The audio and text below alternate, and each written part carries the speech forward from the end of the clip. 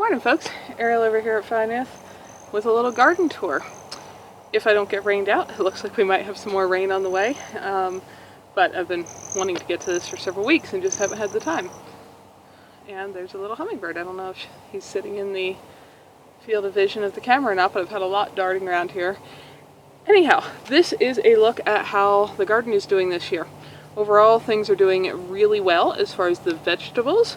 The other thing that's doing really well is the weeds. I have never had the garden so weedy, and this is partly due to all the time spent getting clay stuff moved and so on. I just got behind on keeping after the weeds. So this is real life here with the ups and downs, and this is going to be a tour of a very weedy garden.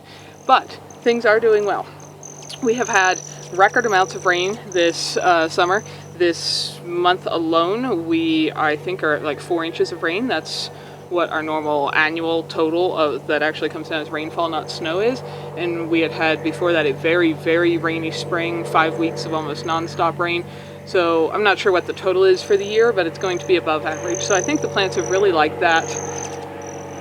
Pardon the plane flying over. That has certainly helped make some things really happy, and it's certainly meant that I have needed to water less than I normally did. So the pea vines are doing great. You saw us picking peas the other day. We're still picking peas. I think I probably need to pick them today, or at least by tomorrow. They're delicious. This tall telephone variety I've grown in the past. I really like them. They get loaded with tons and tons of peas, and they're delicious. But everything is growing so well this year that they got too tall and they flop clean over, and I can't really trellis them higher because I wouldn't then be able to put the frost covers over everything. So I probably won't plant them again. If you don't have to worry about frost covers and you have room to trellis them higher, they're an excellent variety. Down at this end,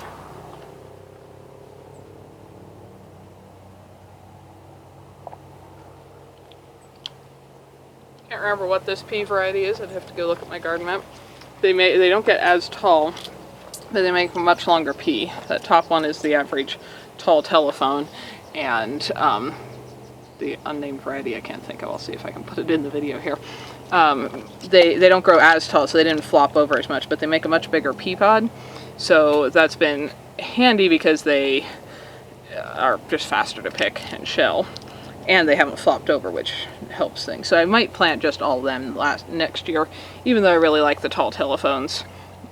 They just don't fit too well out here, especially where the garden's more open now. We get more wind and it kind of flopped the vines over, and things are just growing so well, which I'm not complaining about. There's our honeybee ladies hovering around.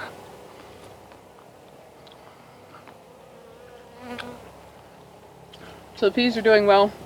Carrots are right under them, in between the weeds. Got lots and lots of carrot varieties. Haven't pulled many yet, but they appear like they're going to be a great carrot harvest, because that guy's pretty impressive. I believe that's a cosmic purple, so it's purple on the outside and bright orange inside. So that's what's on both sides of the peas. Doing really, really well. We come this way, and from about here to here is broccoli. What is that, like a 3-foot by 8-9 foot patch? The first harvest off, and I need to pick this again, the first harvest off of here gave us 11 pounds of broccoli, which is by far a record, and we've since then been getting more and more side shoots, which I need to cut again. I forget what we're up to, but lots of pounds of broccoli for the year. Doing phenomenally. There are some holes in the leaves. I'll talk about that when I talk about the cabbage in a minute, but the plants have been doing really well. I do have a few onions that I stuck in between them because my onion bed, I ran out of room and I had a few extra starts. Wasn't sure how well they do growing crowded in between the cabbage, but they seem to be growing all right, or in between the broccolis, they seem to be doing all right. So peas are doing as well or better than they ever have. Carrots as well or better than they ever have. Broccoli way better than it ever has. That end of that bed and this whole bed right in front of you are cabbages. I've already cut a good handful because we had a little dry spell there despite all the rain, and then we had very, very heavy rain. We got like 2.5 inches which I know for some of you guys where that's a normal storm, that's not much, but for us it was a very heavy rain, and some of the cabbages split because they sucked in so much moisture so fast. You can still see that one has a little split, and that doesn't really hurt them. They just aren't going to store as well or keep as long. So I've been trying to use the split ones up in cooking. We got a batch of sauerkraut going, some of those things. But so we picked almost 30 pounds of cabbage already. I probably have at least another 150 pounds out here, estimating on how many heads we've cut and how many more are still coming. So in between, again, all the weeds, cabbages are doing record. I want to show you this one cabbage in particular. This thing is incredible. If you guys can see this, it's like 15-16 inches across this head. You can hardly see it between its leaves. And again, we've had some bugs chewing on it, but I don't know why this one in particular decided it wanted to be the biggest cabbage. And all of its neighbors here are doing quite well. I'm not unhappy with them. This guy in the corner has just decided to be a massive record cabbage. Now, as you see the holes here, last year you may remember we lost all our cabbages and broccolis, everything in the brassica family, to flea beetles that were eating holes in the leaves.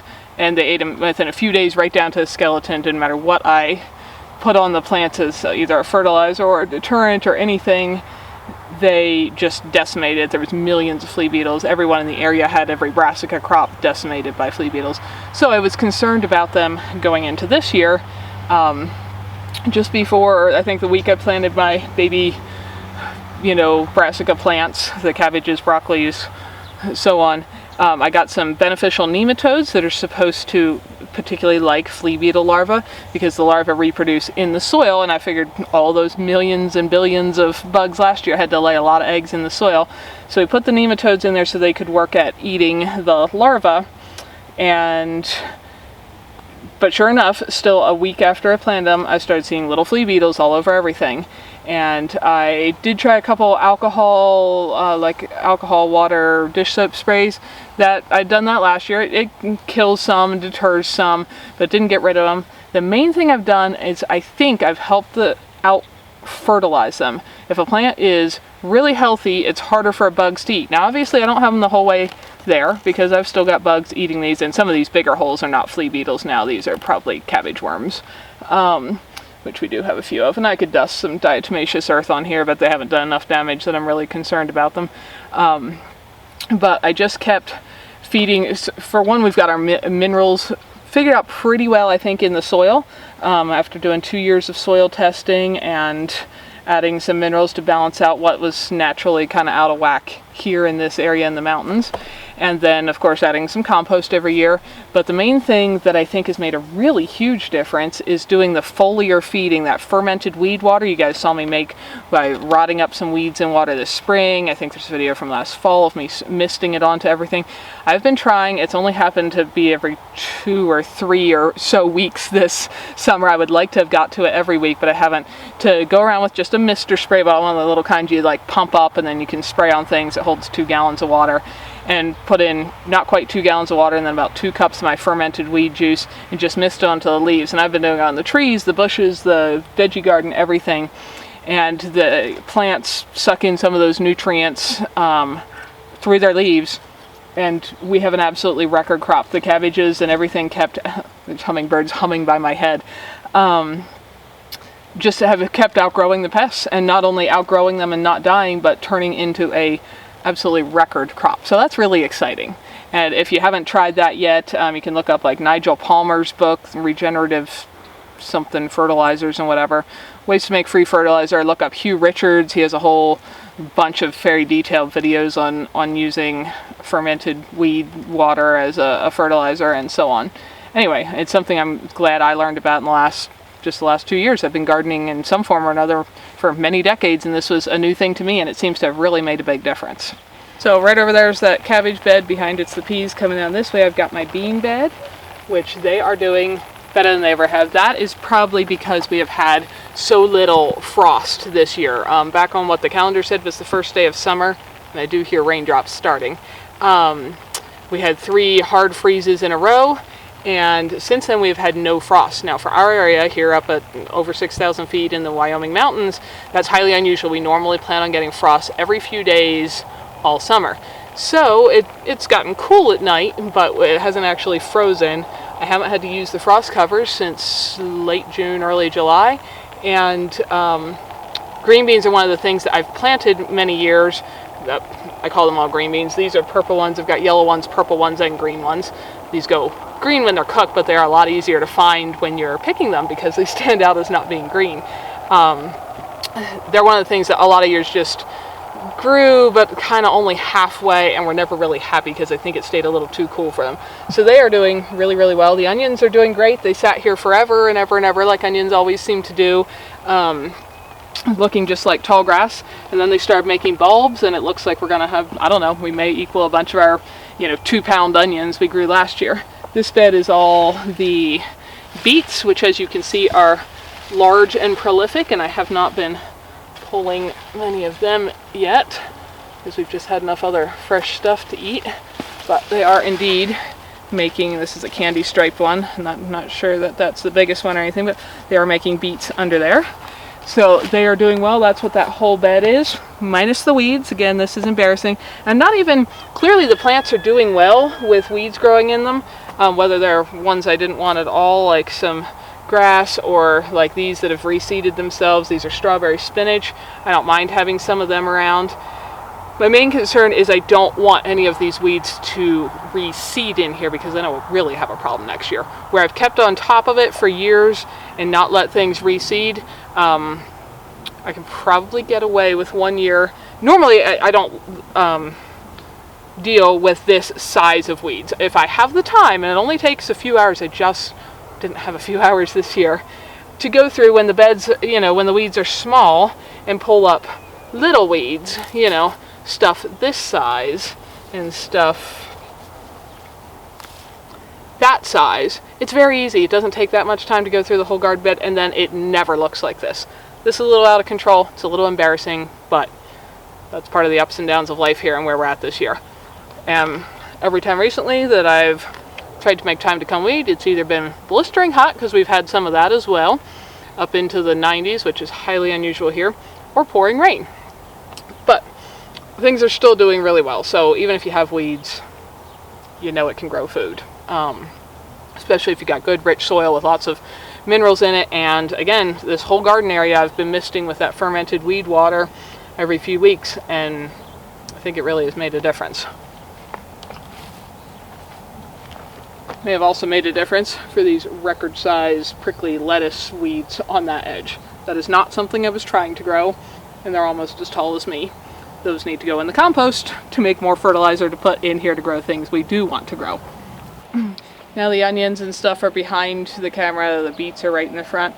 This is a lettuce bed, which has lots of lovely kinds of lettuce, and as you can see, we have not kept up with eating as much as it's been growing because some of them have bolted and are about to go to seed. That's okay, we still have more than we can eat, so we'll just let them flower and do their thing. Lots of embarrassing weeds.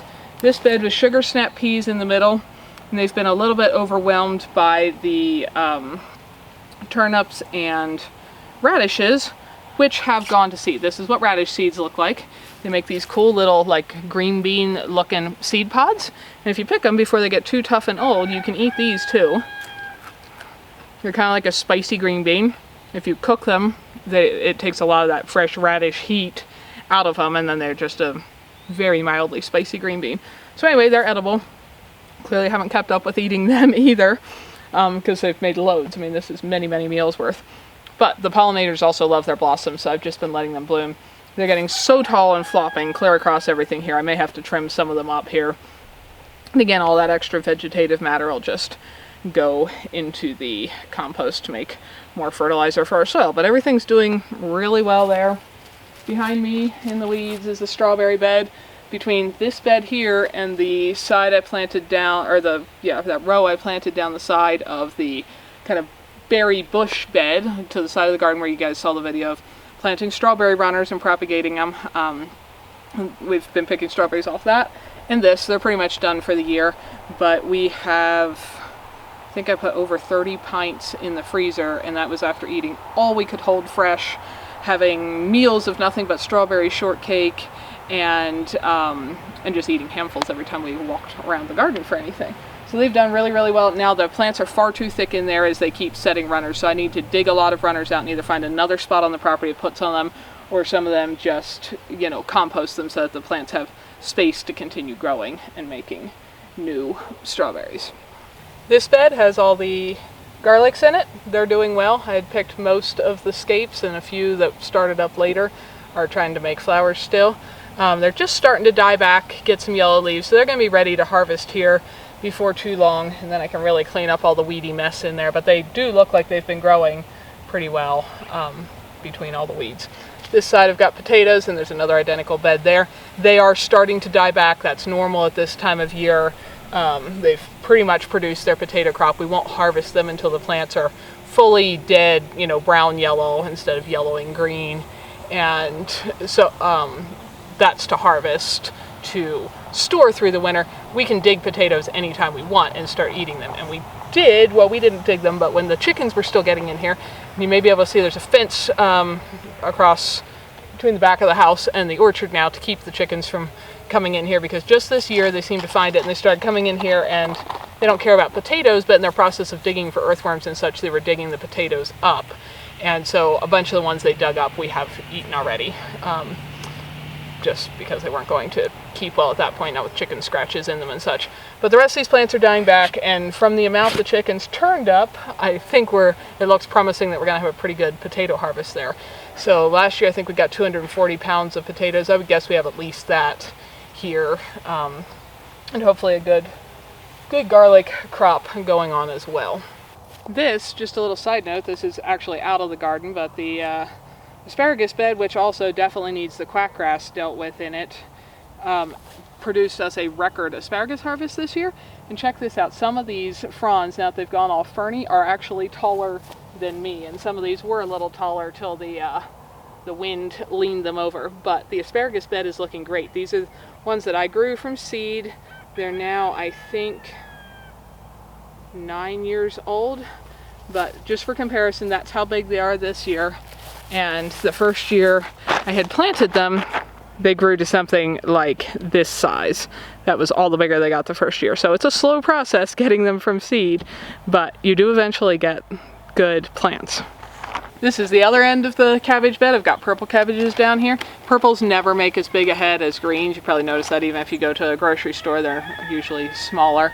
But these are very respectable looking heads of purple cabbage, and we'll use the vast majority of them to make our Danish Christmas cabbage recipe, which you can find a cooking video on, but we've been making that stuff for years, can it up and enjoy it all through the year. So it looks like we're going to have a very good harvest of purple cabbages as well. So that's pretty much the whole way around the garden. So that's a look at what the garden is doing here for us in about mid-August this year. We probably have a month yet before we start to get a very high chance of hard freezes and snow. So we are going to be at the point of kind of wrapping things up because our season is so short here. But what a point I want to make yet again is that this is, so the actual garden bed space here, not counting berry bushes or chickens or honey the bees are producing or those other things, just in the garden space, there's about 600 square feet of bed space. So that doesn't count the paths, that's bed. So you could do the math on how much space you have to make beds, because they'd probably be in some different configuration than what we happen to have laid out.